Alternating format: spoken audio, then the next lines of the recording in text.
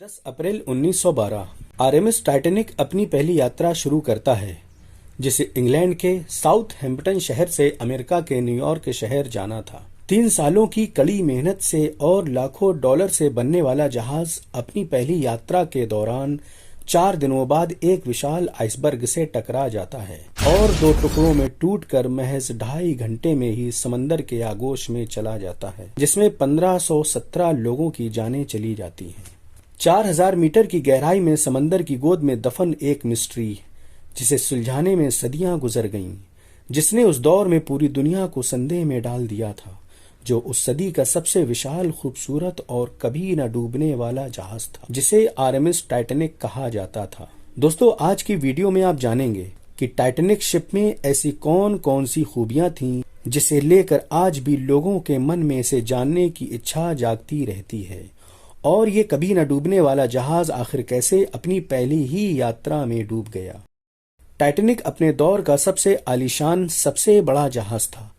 इसकी बनावट की बात करें तो उस समय के सबसे अनुभवी इंजीनियर्स ने उस दौर की मॉडर्न टेक्नोलॉजी का इस्तेमाल करके इस जहाज को बनाया था। टाइटैनिक जहाज की लंबाई 269.1 मीटर थी, चौड़ाई 28 मीटर और ऊंचाई 53 मीटर थी, और पानी के लेवल से डेक तक की ऊंचाई 18 मीटर थी। इसका भार लगभग 46,328 टन था। टाइटैनिक में 19 मीटर की लंबी 4 फनल यानी चिमनियां इंस्टॉल की गई थीं, जिसमें 3 चिमनियां वर्किंग में थीं और चौथी चिमनी को लुकिंग और बैलेंस के लिए बनाया गया था। ये जहाज 44 किलोमीटर पर घंटे की स्पीड से चलता था। इस जहाज में 3549 पैसेंजर एक साथ सवारी कर सकते थे। टाइटैनिक शिप ने उस वक्त के सारे समुद्री जहाजों को अपनी लग्जरी बनावट से पीछे छोड़ दिया था। इस जहाज में 16 कंपार्टमेंट बनाए गए थे। इस जहाज में फैसिलिटीज की बात करें तो इस जहाज में एक swimming pool, Turkish bathroom, electric bathroom, एक कैफे और एक स्क्वैश कोर्ट बनाया गया था, और फर्स्ट क्लास के रूम को लकड़ी के तख्तों और नक्काशीदार फर्नीचर से सजाया गया था। इसके अलावा इसमें लाइब्रेरी और बार्बर शॉप की व्यवस्था भी की गई थी। यहाँ तक कि इस जहाज में बिजली से चलने वाली लिफ्ट भी बनाई गई थी। जहाज में बैठने के टिकट की बात करें तो इसमें यात्रियों को 3 कैटेगरीज में टिकट दिए गए थे। इस जहाज में फर्स्ट क्लास, सेकंड क्लास और थर्ड क्लास की व्यवस्था की गई थी। फैसिलिटीज और कैटेगरी के हिसाब से टिकट की वैल्यू भी रखी गई थी। जैसे फर्स्ट क्लास के टिकट की कीमत $4350, सेकंड क्लास के लिए $1750 का टिकट रखा गया था, और थर्ड क्लास के लिए $30 का टिकट रखा गया था। टाइटैनिक जहाज को बनाने में उस वक्त लगभग $75 लाख खर्च हुए थे। जिस वक्त टाइटैनिक बनकर तैयार हुआ, उस वक्त इसे देखने के लिए 1 लाख से भी ज्यादा लोग इकट्ठा हुए। और बड़ी दिलचस्प बात यह है कि टाइटैनिक ऐसा जहाज है जिसके बारे में सुनना और जानना आज भी लोगों को पसंद है।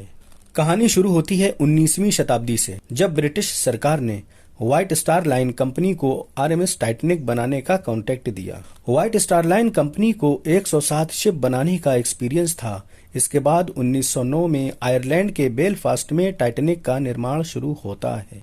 3 साल की कड़ी मेहनत और 2000 इंजीनियर्स और वर्कर्स की मदद से आलीशान जहाज बनकर तैयार हो जाता है।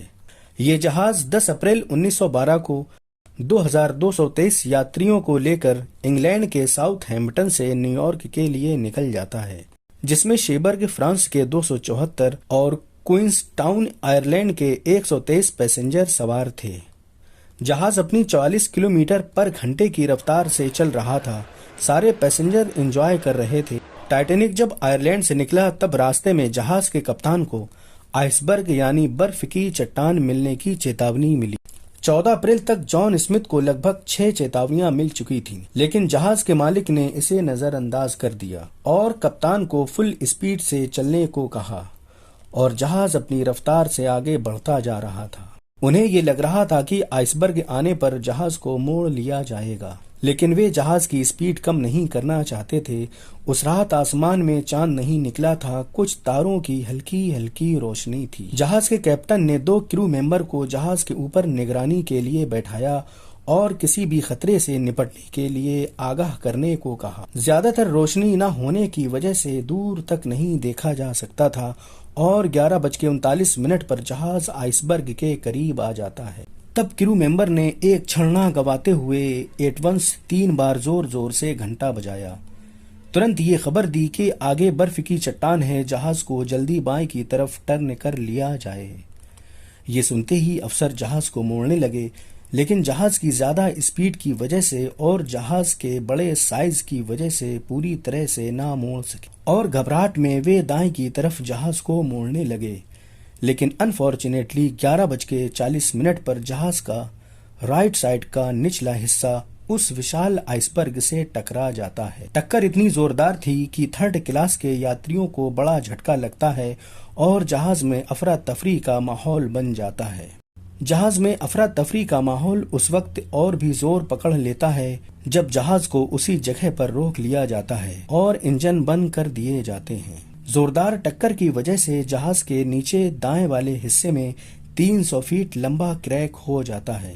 जहाज के निचले हिस्से में पानी भरना शुरू हो जाता है और धीरे धीरे कुछ ही समय में जहाज के सारे कंपार्टमेंट में पानी भरने लगता है। आनन फानन में जल्दी से लाइफ बोट से बाहर निकाली जाती हैं। उस वक्त जहाज में सिर्फ 20 ही लाइफ बोट्स रखी गई थी।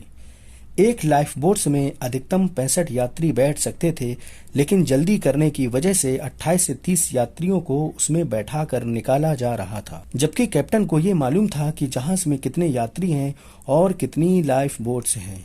लाइफ बोट्स की कमी की वजह से भी लोगों की जानें गईं और कई नावों को बगैर पूरी तरह से भरे ही ओशन में छोड़ना पड़ा। जहाज में दाएं तरफ से लगातार पानी भरने की वजह से जहाज के आगे का हिस्सा डूबता जा रहा था और पीछे का हिस्सा ऊपर उठता जा रहा था।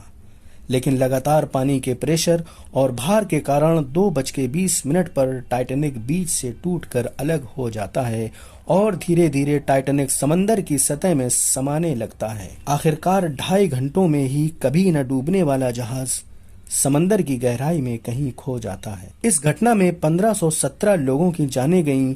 कुछ लोग तैरने के कारण मारे गए क्योंकि समंदर का पानी -2 डिग्री था और ठंडे पानी हाइपोथर्मिया से अधिकतर लोग मारे गए।